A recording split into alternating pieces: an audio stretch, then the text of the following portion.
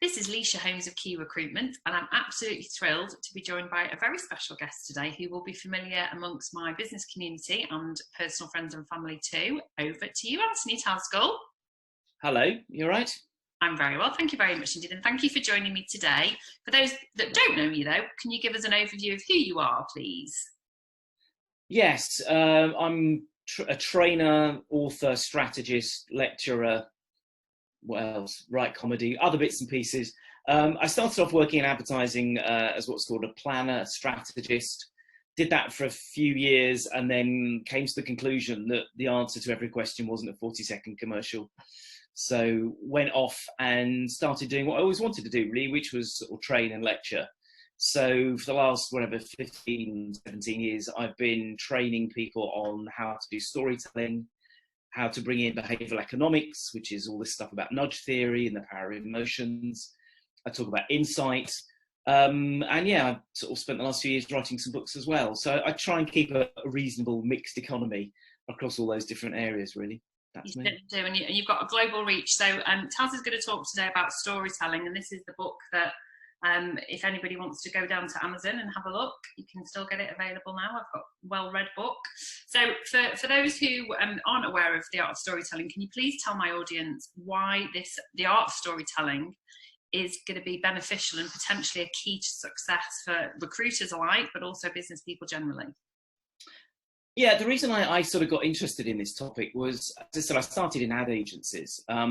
And when you're working with communications, when you're working with marketing and brands, what you realise the most important thing is to stand out and be different. Right, now, everyone listening to this, watching this, is not going to think that's particularly insightful, and it isn't. But the trouble is when you look at the way that brands talk about themselves, and also you look at the way that we talk about ourselves, when we're trying to get a job, when we're trying to recruit people, when we're trying to, I don't know, meet somebody, for a lifelong partnership, there's a tendency to say things and do things which make us look like everyone else.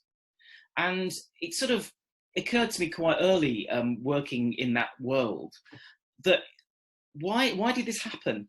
And I think sort of two or three reasons. One is that I think we're living in what I call, and apologies for this word, an arithmocracy.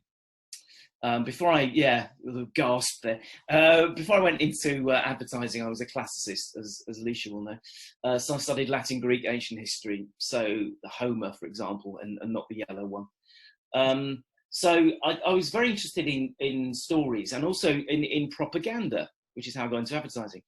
And you realise that if you go back and look at all the great stories and all the great historians and all the great people in the classics, they didn't just sort of tell people facts, they actually tried to sort of win people over.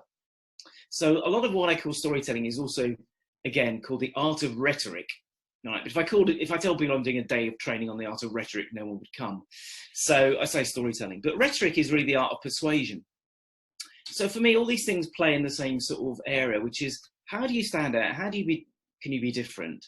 How can you persuade people to take you on as a recruiter? How can you persuade people to come to this company? How can you persuade people to buy your brand? They're all in a sense trying to do the same sorts of things. And my problem was that, as I said, we tend to, in this arithmocracy, rely on arithmos, numbers, facts, information, data.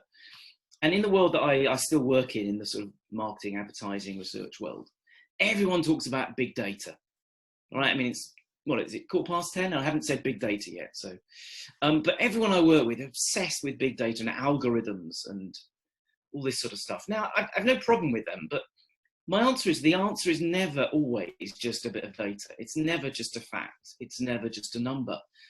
I don't want to get into the whole, what's going on with the pandemic, but you can look at that. There are so many numbers and figures that no one really knows what to believe anymore.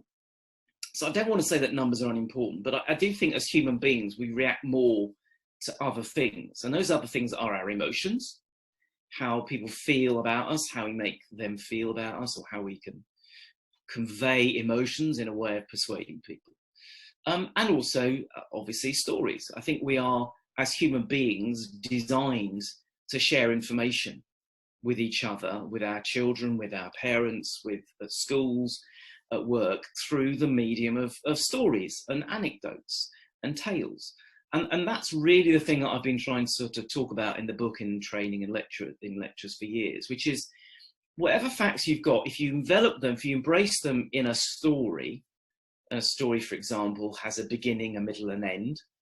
Although, as the French film director Jean-Luc Godard said, a film should have a beginning, a middle, and an end, but not necessarily in that order. And that's one of the tips I always say. You don't always have to start at the beginning. Maybe start at the end, start at the middle. But also, stories are a way of gaining people's attention. So another little bit of language that I use, and it was a typo. I'm a big fan of insight as serendipity, things happening by accident. And I made a typo a while ago. I was talking about writing something about attention, and I talked about attention spam with an M by mistake. And I looked at it and thought, actually, no, that works. Because if you think about what you're trying to do, whether you're trying to convince an employer, whether you're trying to convince a boyfriend, a girlfriend, whether you're trying to convince a consumer to buy your service or brand, you're trying to cut through all the other stuff that's going on in their head. And we like to think that all the stuff that we send out, even the stuff I'm talking about to you now, Alicia, or everyone else, I'm hoping it's going into like your attention inbox in your brain. But the fact of what everyone says and does goes into what I'm now going to call attention spam. Because the way our brain works, and I talk a lot about neuroscience, our brain is not designed to absorb everything. The idea of saying a brain is a sponge is a very misleading metaphor. The brain isn't a sponge. It doesn't absorb and keep everything. It can't. So it filters stuff out, and all that stuff goes into attention spam. And what I've been arguing is that stories are a great way of avoiding getting into attention spam. If I just sit here and spout facts, or I tell you how brilliant I am, by and large, that stuff you'll just be starting thinking about dinner or walking the dog or the weather.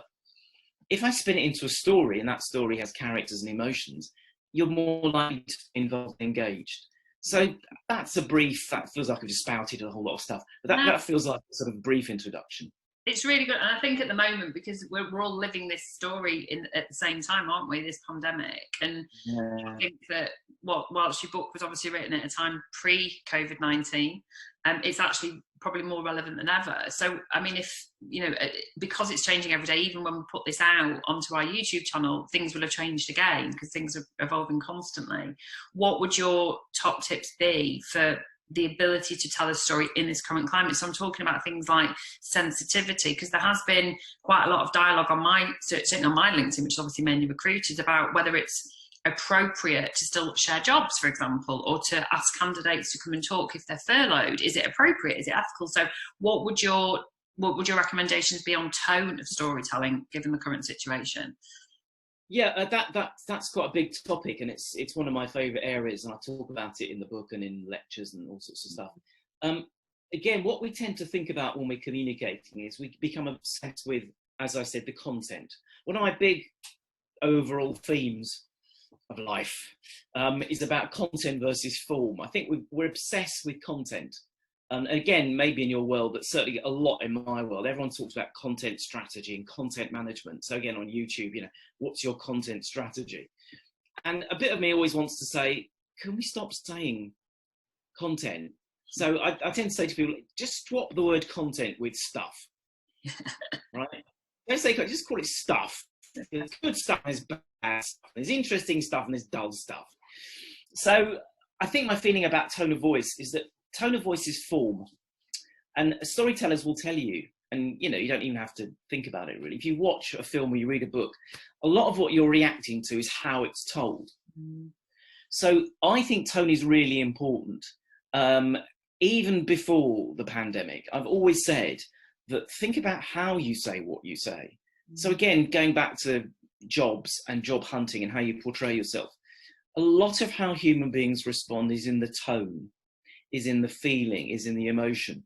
So I think at the moment, what we have to be is incredibly sensitive to different target audiences. Again, coming from marketing, that first rule is understand your target audience and understand the sort of different sensitivities.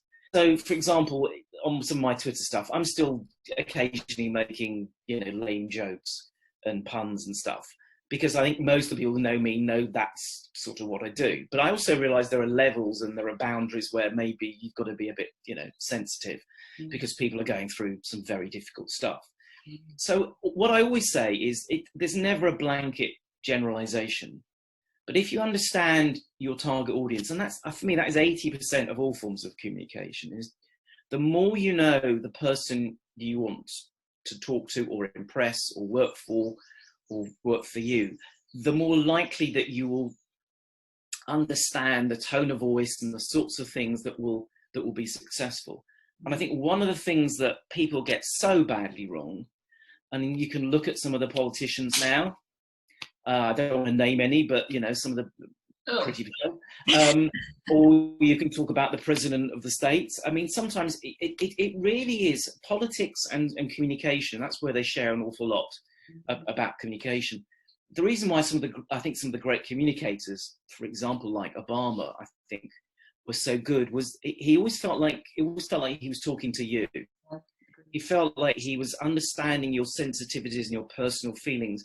I've never met, I don't know the guy, but I think that's what really great sort of storytellers and speakers do. They feel that they're reaching out. There's a great line, I think, in Alan Bennett's History Boys, where he talks about it was like almost when you're reading a book and a hand sort of reaches out and plucks you and takes you through. And I think that's the common thread for me about story and communication, whatever the channel or the medium, the format you're in, which is understand people and try and it is where empathy, again, it's about empathy, because storytelling is about literally putting yourself in the situation of your favourite character, of Jon Snow or of Neo or of whoever it might be. My internet connection is unstable. Oh, it's back again.